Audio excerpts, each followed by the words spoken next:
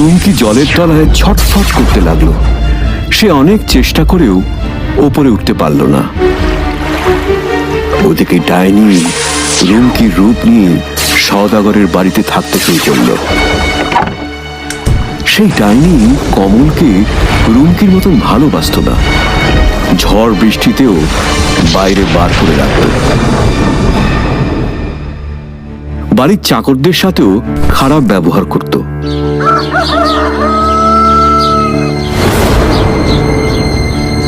এমনই একদিন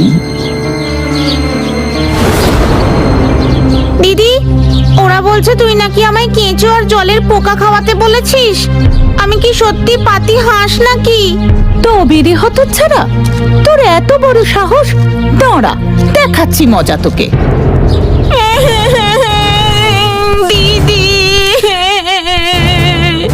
কেন মারছিস? আর বলবি? বল আর বলবি? খুব বেড়েছিস না? দেখ মজা এবার।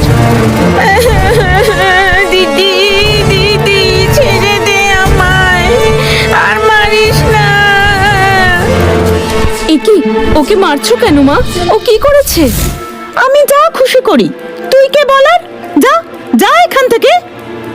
এ আমার দিদি না, এ কখনো আমার দিদি হতে পারে না। দিদি আমাকে কত ভালোবাসতো, আরে সারাক্ষণ আমায় মারে। আমার মনে হয় এ নিশ্চয়ই কোনো শয়তান ডাইনি। পাতিহাঁসের এই কথাটা ডাইনির কানে যায়। কি এত বড় কথা? আমাকে শয়তান বলছে? না, আমি ওকে ছাড়বো না। ওকে এবার মরতেই হবে।